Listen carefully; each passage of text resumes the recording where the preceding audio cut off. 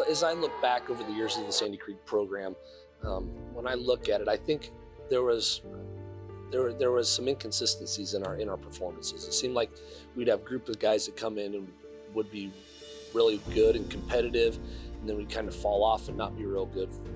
We wouldn't play and compete very well for a couple of years, and then we'd kind of grow back into a team that maybe could compete. So the continuity and the continued success of our program really wasn't there.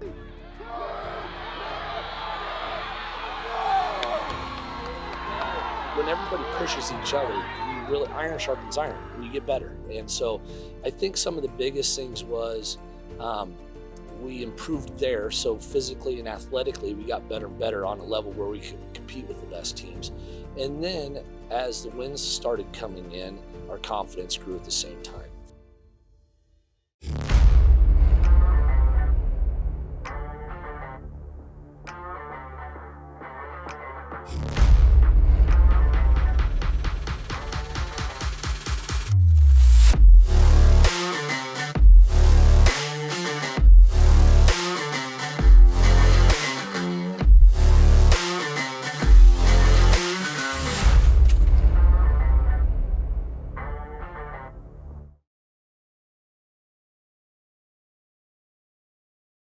What were your expectations for SC going into the 2024 season? Memorial Stadium. Pretty short answer, isn't it? All the tools were there. There wasn't a lot that had to be said. You could kind of just feel it. Moving throughout that entire school year, basketball season, in the spring, there was kind of just an anticipation to get football going again. Going into the summer, the energy throughout the weight room was really incredible. The leadership that we had throughout the summer was incredible. We went to 4 different team camps that summer, and I felt like our guys competed with an edge kind of the entire summer in preparation for that. And you could tell that really everything we did following that game, they did with the motivation that they didn't want that to happen again. We were all really motivated. I mean, coming off of that loss, just kind of struck us some way, and we all knew that we were able to be up there and we should be playing in the championship. I feel like the success of the 2023 season really kind of pushed our team in the off season. Like, we were so close. We just got to get right over that hump, and we just had to prove everybody that, the last season wasn't just, they had a great season. It was we're going to be around here for a long time. We're going to be that program that sets the culture for what D1 football and 8-man football should be. I definitely say our coaches were a big motivation. They kind of gave us constant reminders throughout, basketball, track, summer weights. They kind of had little subtle reminders. Once again, going back to that whiteboard, the 48-36 on the whiteboard, the Twitter things on the wall, just all those things. We just had constant reminders all around that, that we fell short. And I think ultimately that's kind of what fueled us all to, put in that extra work. Obviously, when you hear those 2 numbers, I know exactly what you're talking about, and all the football boys do. And I think those are 2 numbers that they'll never forget, because, like I said, that cemented the way that we moved forward from that, and that that experience that they had with those 2 numbers. It drove them and it motivated them even more than what they were previously before that. I would say that they were important to the extent that they were just kind of everywhere we went. It was written in here, it was written in the weight room, and it was just kind of engraved in our minds that, that's something we'll always remember, and that's something we have to use to motivate us for next year. I was incredibly proud of what we did. I am incredibly proud of what we did that season. But we knew that wasn't the ultimate goal, and we weren't satisfied.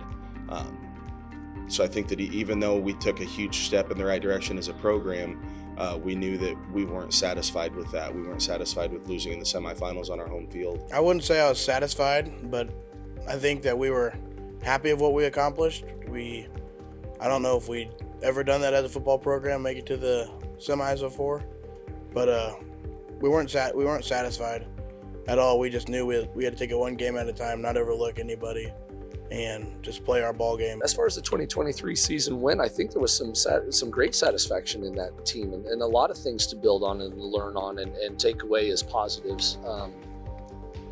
Absolutely. I mean, it was we had to grow and get better, but there was a lot of things confidence-wise, and everybody learned along the way what it took to play in bigger games. I mean, we had some great games that year with EMF and Riverside and Weeping Water and and Cross County. These teams were all, that season was very important to the stepping stones of getting to where we wanted to go. I don't think we felt any pressure after the game. And coming into the next season, we didn't really feel any pressure. We knew that us and Stanton were the number 1 and number 2. We knew we were the best. We knew we were the best 2 teams. I guess it was just more of, I feel like Stanton had more pressure than us because they were the top dogs. They had a big target on their back, and we were going after them.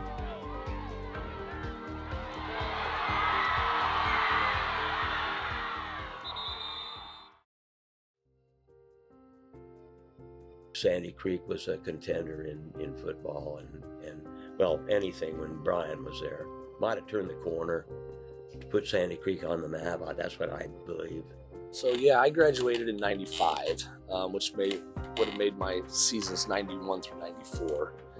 Our teams got better and better over those years. Obviously, we would have liked to have gotten better faster, but then finally, my senior year, the '94 group of football team was just competed at a higher level, and we had a really good big group of seniors, kind of similar to this last year where we had a big group of seniors, good leadership, and had kind of learned and grew on our confidence and strength and speed and agility and all that stuff. Sandy Creek did a great job in that era. Of course, Coach Nienmeyer was a huge part of that and the things he did, just his competitive drive. I came in with the wishbone offense, which was really current at that time, in the 4-3 defense. And we ended up that first year with a record of 5-5, and we won the Southern Nebraska Conference football playoff. So I thought we did pretty well, good job. Also, we had progressed over the years, and we've had some good games. We went undefeated that season and went into the playoffs undefeated, got to the semifinals, and then got beat by a great Cambridge team. The tradition at Sandy Creek has always been well observed. That's things that I hope that's still going to be carried on with these 3 men leading the new way at Sandy Creek. With Coach Kuda being on a team that made a playoff and unfortunately went out early, and us making the playoffs finally my senior season and falling out at the semifinals, we knew that it was going to take something special to win a championship or even get to the championship game.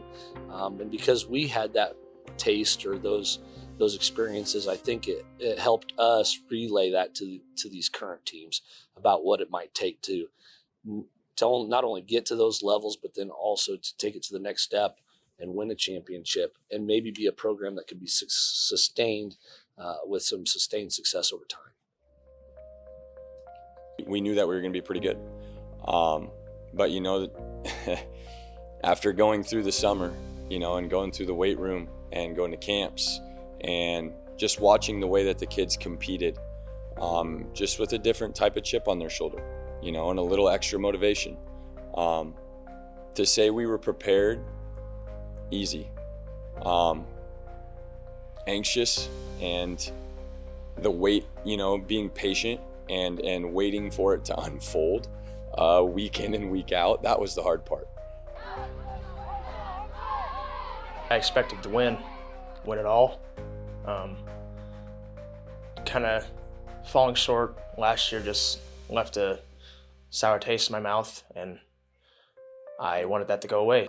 I mean, there was a little bit of pressure, I would say, just from the fact that a lot of people were putting us up in the high ranks for Class D1, but I feel like that's where we were supposed to be. Like, we felt as a group and as a team and as a family that we were meant to be there. We were meant to be at the top of D1. And when people started realizing that, we have a really solid team, a really great team, I feel like that's just where we're finally getting the attention we deserve and the attention that we feel like we've put in a ton of work for. And it's finally just kind of coming to light and being noticed. There was pressure, but I think that pressure was a privilege to have because it came with the high expectations.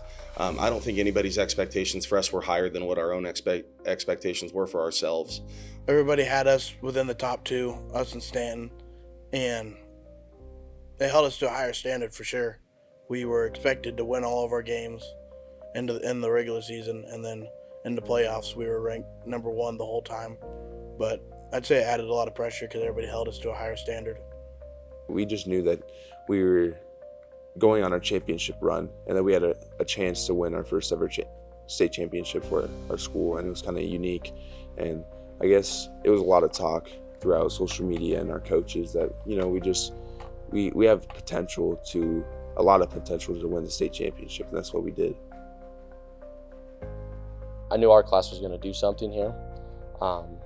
And so I guess just going into that 2023 season, or at the end of it, we came so close and everything, and we knew we were going in the right direction. And then obviously now we're state champions and everything, and looking at the underclassmen and everything, I think there's, Sandy Creek's got a lot of good years coming. You don't really think about it while it's happening. I think as I get to the end of my high school career, it definitely has set in more the legacy my class is leaving behind is one that can't really be matched in Sandy Creek. I'm really happy for our group of seniors that they were the ones to do it. The work that those guys have put in for the last, not just year or 2 years, but really the last 6 years. The things that I've seen them do for as long as I've known these young men, I feel like they deserve for that to be their legacy. I'm so glad that I got to do it with the group of guys I got to do it with, and the legacy of winning the first state championship in our school's history.